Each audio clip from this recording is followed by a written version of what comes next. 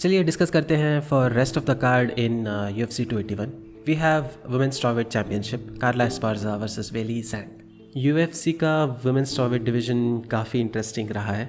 Last few years से हम अगर देखें, रोज़ नमाजुnas एक टाइम पे बहुत अच्छी चैम्पियन थी, फिर जेसिका आंद्राज ने उनको नॉकआउट कर दिया, वेली जैंग ने उनको नॉकआउट कर दिया एंड फिर रोज़ नमाजुnas ने जब रीमैच किया, जेसिका आंद्राज को हराया, गॉट द टाइटल शॉट, उन्होंने वेली जैंग को नॉकआउट कर दिया फर्स्ट राउंड में, रीमैच में वेली जैंग को हराया एंड जब सबको लग रहा था कि Rose Namajunas is the best and definitely काफ़ी टाइम तक चैम्पियन रहेंगी, तब कार्ला एस्पार्जा वापस आई, द सेम फाइटर जिनसे रोज़ नमाजुnas पहले हारी थी एंड कार्ला एस्पार्जा ने उनको एक वेरी लैक लस्टर परफॉर्मेंस में हरा दिया, जहाँ पे सबको लग रहा था कोई भी जीते क्या फ़र्क पड़ता है, क्या घटिया फाइट है। And interestingly Carla Esparza is the champion right now and Weili Zhang ने योना येंजेचेक को सेकेंड रीमैच में हरा के ये एस्टैब्लिश किया कि वो डेफिनेटली वर्दी कंटेंडर है टाइटल शॉट की। एंड क्योंकि रोज़ नमाजुnas ने इतना ख़राब परफॉर्मेंस दिया था, उनको इमीडिएट रीमैच नहीं मिला, किसी को कार्ला एस्पार्जा वर्सेस रोज़ नमाजुnas देखना नहीं था and Weili Zhang got the title shot जो अभी रिफ्लेक्ट करेगा। यहाँ इंटरेस्टिंग थिंग ये है कि काफ़ी ज़्यादा चांस है कि वेली जैंग वापस टाइटल जीते एंड फिर Rose Namajunas will be the next title contender and ये साइकिल कहीं ना कहीं रुक नहीं रहा कि चैम्पियनशिप किसी एक फाइटर के पास रुक नहीं पा रहा, कोई ना कोई आके किसी को हरा रहा है एंड फिर वापस साइकिल हो रहा है। सेम 2-3 फाइटर्स है जो बेस्ट है, definitely Weili Zhang deserves to be a champion, Rose Namajunas deserves to be a champion. Carla Esparza ने रोज़ नमाजुnas को हराया, ओवरऑल करियर में 2 बार हराया है रोज़ नमाजुnas को, तो कहीं ना कहीं वो डेफिनेटली चैम्पियन कहने लायक है, सेकेंड टाइम चैम्प है वो एंड वो रिस्पेक्ट तो देना पड़ेगा। तो ओवरऑल ज़्यादा कौन जीतेगा हारेगा उस पर ना जागते हुए पहले हम जाते हैं स्टाइल के हिसाब से। यहाँ कार्ला एस्पार्जा का ऑब्वियस स्टाइल है इन ग्रैपलिंग, वो ग्रैपलिंग में काफ़ी अच्छी हैं, उन्होंने अपने सारे रिसेंट फाइट्स जो है ग्रैपलिंग में ही जाके हराए हैं। जस्ट प्योर ग्रैपलिंग के थ्रू उन्होंने एलेक्सा ग्रासो को हराया है, मरीना रॉड्रिगेज को हराया है, यान ज़ायोनान को हराया है, मिशेल वाटरसन को हराया है एंड समवेयर रोज़ नमाजुnas के साथ not pure grappling as such, striking grappling mixture करके उन्होंने रोज़ नमाजुnas को हराया एंड कहीं ना कहीं वो काफ़ी वेल रिफाइंड है इन ग्रैपलिंग, उनका ग्रैपलिंग लेवल से वो अदर फाइटर्स है इस डिवीज़न में एंड वही रीज़न है कि वो अब तक जितना विन्स कर चुकी हैं वो उनके हाथ में आए हैं। From the start of her career उन्होंने उसी पे फोकस किया है एंड उनको उसी पे फोकस करना चाहिए, that is how she brings her best. Meanwhile अगर वेली जैंग की बात करें तो काफ़ी टाइम तक Weili Zhang was a decent person in both striking and grappling, फिर उन्होंने कहीं ना कहीं जाके जब जेसिका आंद्राज को नॉकआउट किया फर्स्ट राउंड में तो सबको लगा कि wow she is very powerful and she definitely is a striker. Same चीज़ हमने देखा जब उन्होंने योना येंजेचेक के साथ फर्स्ट फाइट किया, जहाँ पे फुल ऑन वो फाइट स्ट्राइकिंग पे ही था, दोनों ने अपना बेस्ट लाया स्ट्राइकिंग पे, वेली जैंग ने कहीं ना कहीं एज आउट करके फाइट जीता एंड तब से everyone considered her to be a great striker. फिर रोज़ नमाजुnas का लॉस हुआ, सेकेंड फाइट में she became more of a grappler, जहाँ पे वो स्ट्राइकिंग भी बहुत अच्छा कर रही थी बट ग्रैपलिंग में काफ़ी डिसेंट परफॉर्मेंस दे रही थी एंड रोज़ नमाजुnas को काफ़ी टाइम उन्होंने टेक डाउन भी किया, कहीं ना कहीं वो जीत भी सकती थी बट शी इवेंचुअली लॉस्ट। फिर जब योना येंजेचेक के साथ रीमैच हुआ तो उन्होंने ग्रैपलिंग में भी डोमिनेट किया योना येंजेचेक को और फिर स्ट्राइकिंग में उन्होंने एक बैकफिस्ट स्पिनिंग बैकफिस्ट से नॉकआउट कर दिया योना येंजेचेक को, जो अपने करियर में कभी नॉकआउट नहीं हुई थी। सो समवेयर वेली जैंग का अगर आप ट्रेजेक्ट्री देखो after she joined Henry Soders team, she has improved a lot on her grappling, उनका ग्रैपलिंग काफ़ी डोमिनेंटली दिख रहा है उनके फाइट में एंड उनका स्ट्राइकिंग कहीं ना कहीं स्टिल काफ़ी डिसेंट है एंड जहाँ मोमेंट्स चाहिए उनको वहाँ पे वो मोमेंट्स जनरेट कर पा रही हैं अपने फाइट में and that's the interesting part. यहाँ अगर हम ओवरऑल वेल राउंडेड फाइटर की तरफ देखें, वेली जैंग ज़्यादा वेल राउंडेड लग रही हैं and Carla Esparza grappling department में इतनी अच्छी हैं कि अनलेस आप उनको किसी के साथ देखो एंड उनका ग्रैपलिंग कंपेयर करो, आपको समझ नहीं आएगा कि who is better, you know. Ground game understand करना और कौन उसमें बेटर है ये समझना इतना आसान नहीं है यूजुअली, क्योंकि unless you are some Dagestani like Habib and his team, your wrestling is something आप जितना उस टाइम पे हासिल करोगे, उससे पहले आपने जैसे ऐसे एक्सचेंजेस को ट्रेन किया है, समवेयर थोड़ा सा लक भी है कि आप ग्राउंड पे जब डोमिनेट कर रहे हो तो are you able to gain that position और नॉट। एंड ये सब factors with of course a lot of skill matter करता है कि फ़ाइट कैसे जाएगा। समटाइम्स एक बेटर रेसलर हो सकता है बट एक फिज़िकली ज़्यादा पावरफुल हो सकता है, तो उस टाइम पे भी physical dominance will play out. It's like दो ट्रैक्टर्स को भिड़ा रहे हो एंड आपको पता नहीं उनका वेट क्या है एंड उनका ओवरऑल स्ट्रक्चर स्टेबिलिटी कितना है, एक दूसरे के साथ जब भिड़ेंगे कैसे वो टकराएंगे, क्या होगा, lot of things factor in. And जब तक वो होगा नहीं आपको पता नहीं चलेगा कि क्या होगा।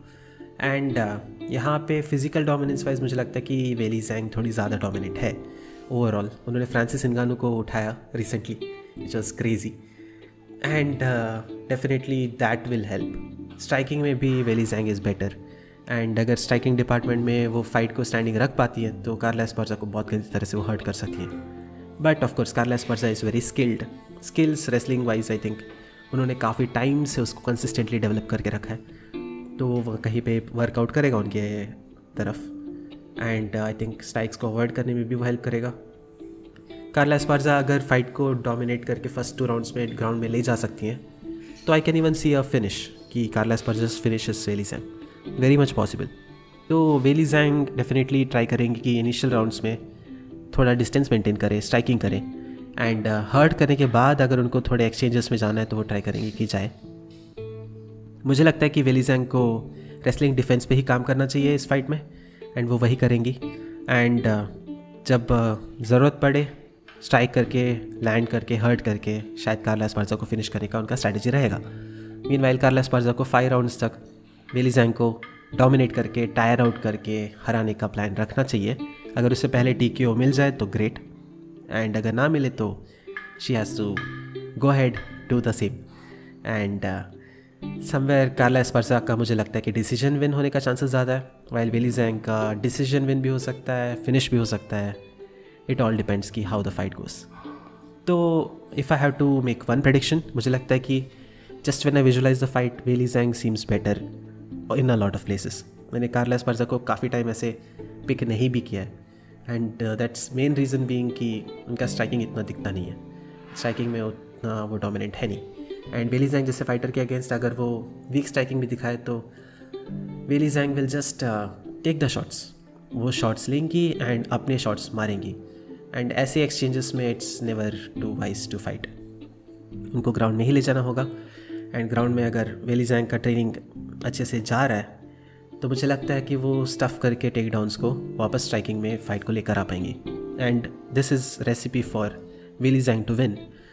मुझे लगता है कि Weili Zhang will be able to get it done. But अगर कार्ला एस्पार्जा जीतती हैं, ओवरऑल ट्रैजेक्टरी वाइज थोड़ा क्लैरिटी आएगा कि आगे we have Rose Namajunas back rematch. And क्योंकि रोज नामेनस ने वेली ज़ैंग को 2 बार हराया है तो देयर इज़ अ चांस कि we'll see some other fighters fight like we saw Amanda Lemos recently, Marina Rodriguez शायद एक और विन कर ले तो there is a chance, and some other fighters who can come. But अगर वेली Zhang जीतती है still it's a fresh start, क्योंकि अमांडा लिमोस के साथ उनका फाइट नहीं हुआ है, एंड काफ़ी ऐसे फाइटर्स हैं जिनके साथ वो रीमैच कर सकती हैं, जेसिका अंद्राज के साथ for example. That rematch also can be crazy. दोनों बहुत इंप्रूव रहेंगे तो it will be fun to see कैसे जाएगा। रोज नामेनस के साथ ट्रिलॉजी भी हो सकता है जहाँ पे we can see some improvement in both sides, and क्या पता इस बार शायद वेली ज़ैंग उनको हरा भी दे। So fun side, and I just hope कि ओवरऑल जो भी हो ये डिवीज़न में स्टेबिलिटी आए आगे जाके, बट फन तो डेफिनेटली रहेगा। तो make sure to check this fight. And इसके अलावा we have one very interesting fight, it's fighters delight to watch Dustin Poirier and Michael Chandler fight each other. Lightweight division ऐसा है कि top fighters में से किसी को भी एक दूसरे के साथ फाइट करवाओ, it will be interesting.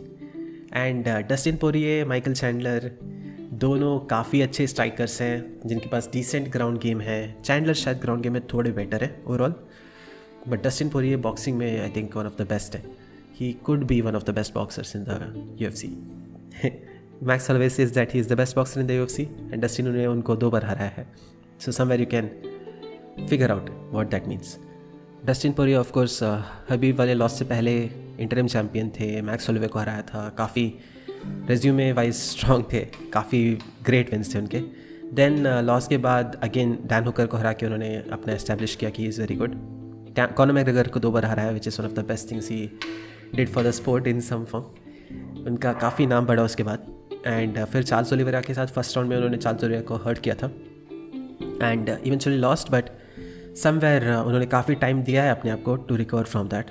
And it's been almost 1 year, I think 1 year से 1 मंथ पीछे, but he has given time for recovering himself. And confidence wise I am expecting कि वो बहुत हाई कॉन्फिडेंस ही आएंगे। माइकल चैंडलर ने अपना UFC career Dan Hooker को हरा के स्टार्ट किया and that's of course great. उसके बाद चार्ल्स ओलिवेरा के अगेंस्ट उन्होंने भी फर्स्ट राउंड में उनको रॉक किया था, ऑलमोस्ट नॉकआउट करने का ट्राई किया था, बट फिर सेकेंड राउंड में हार गए। जस्टिन गेजी के अगेंस्ट ऑल राउंड वॉर गया था, जहाँ पे उन्होंने काफ़ी टाइम्स जस्टिन गेजी को रॉक भी किया बट हार गए। And Michael Chandler versus Tony Ferguson, heart breaker of a fight. Tony Ferguson ने उनको फर्स्ट राउंड में रॉक किया बट सेकेंड राउंड में उन्होंने काफ़ी ब्यूटीफुल नॉकआउट किया against Tony. And that's his last fight. उन्होंने उसके बाद काफ़ी लोगों को कॉल आउट किया, डस्टिन को भी। बीच में किसी इवेंट में उन दोनों ने थोड़ा सा टसल भी किया and finally the fight was set up. So कहीं अगर हम इस फाइट के बारे में देखें तो there is a lot of history, lot of beef, healthy rivalry I can say. And दोनों definitely regardless of healthy rivalry हो, बीफ हो ना हो, काफ़ी डोमिनेटिंग फाइट करेंगे।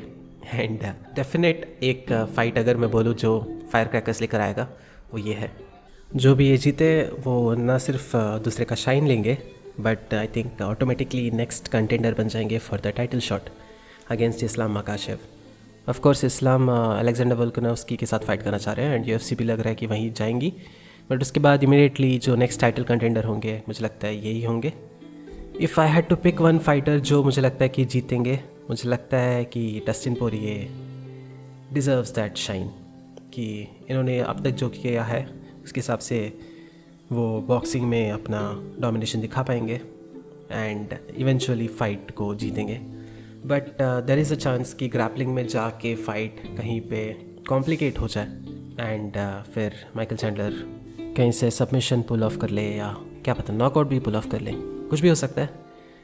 आई will go with Dustin Poirier around 3 somewhere TKO और decision, but hoping for a fun fight, really hoping कि ये फाइट अपने स्टैंडर्ड्स को मेंटेन करे। लास्ट टाइम जैसे Justin Gaethje versus Michael Chandler था, आई होप कि ये उसको बीट करे, सरपास करे इन सम फॉर्म। इसके अलावा there are some fun fights which I want to mention. Frankie Edgar versus Chris Gutierrez in bantamweight division again. Frankie Edgar काफ़ी अच्छे फाइटर है, बैंटमवेट में उन्होंने काफ़ी अच्छा दिखाया भी है अपना परफॉर्मेंसेस। मार्लन मेरा को ऑलमोस्ट हरा रहे थे वो and then got knocked out late into the third round, जो उनके लिए अनफॉर्चुनेट था। कोरी सैंडगन के अगेंस्ट भी उनका इनिशियल अर्ली नॉकआउट हुआ एंड 2 नॉकआउट्स के बाद जब आ रहे हैं तो देयर इज़ अ चांस कि उनका चिन उतना होल्ड ना करे एंड मुझे लगता है कि ही शुड कंसिडर, अगर वो he is not able to do his best, he should consider retirement. वो जीत भी जाए तो I think he has done a lot. 41 years old में बैंटमवेट में फ़ाइट करना, I don't think it's necessary for him. I think it's more कि वो अभी भी एन्जॉय करते फाइट करना, but will be interesting how it goes. I hope he thrives and gets a win and goes on a high. And इसके अलावा we have Dan Hooker versus Claudio Puelles in lightweight. I think Dan Hooker clearly would be a favorite here because he was a ranked fighter in lightweight before he went to featherweight, and मुझे लगता है कि he can do well. Let's see how it goes. Brad Riddell versus Renato Moicano, again great fight in lightweight. Brad Riddell after a loss, but definitely one of the top fighters. मुझे लगता है he'll be able to get it done. Dominic Reyes versus Ryan Spann, I think striker versus grappler war situation है and Dominick Reyes बहुत अच्छे striker हैं। उनको unfortunately 2 very brutal TKO KOs face करने मिले एंड जीरी प्रोहास्का के against जो वो हारे थे काफ़ी गंदा लगा मुझे, but he fought really well उस फाइट में भी। उतने डर में भी he was able to show skills and मुझे लगता है कि रायन स्पैन जैसे फाइटर के अगेंस्ट डोमिनिक रेस बहुत शाइन करेंगे। मैं होप तो कर रहा हूँ ये ऐसा हो। रायन स्पैन भी बहुत पावरफुल है। उन्होंने लास्ट फाइट में योन क्यूटेलाबा को सबमिट किया, उससे पहले उन्होंने काफ़ी टाइम्स ऐसे नॉकआउट जैसे फाइट्स भी किए हैं। मीशा सोकोनोको जिससे उन्होंने नॉकआउट किया था। ऑन एंड ऑफ के फाइटर है। एंथनी स्मिथ के साथ हारे थे, जॉनी वॉकर के साथ हारे थे and he is decent in general, but मुझे लगता है कि स्किल सेट वाइज थोड़ा लैकिंग है उनका स्ट्राइकिंग. एंड यहाँ पे डोमिनिक रेस मैं एक्सपेक्ट कर रहा हूँ कि अपने स्ट्राइकिंग के थ्रू उनको डोमिनेट करके हरा पाए. रियली विश कि Dominick Reyes is able to get it done.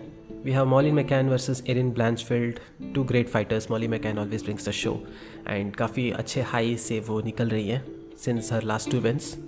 Of course hometown advantage नहीं रहेगा, but it will be interesting to see how she fights. And that's all for this card. I believe I'll be traveling, तो एक break रहेगा for Derek Lewis versus Sergey Spivak. I may not be able to cover it, but हम मिलेंगे उसके बाद for Stephen Thompson versus Kevin Holland. And of course we have Matrix Fight Night 10, which is very interesting. We'll try to cover that also. तब तक के लिए enjoy the fights.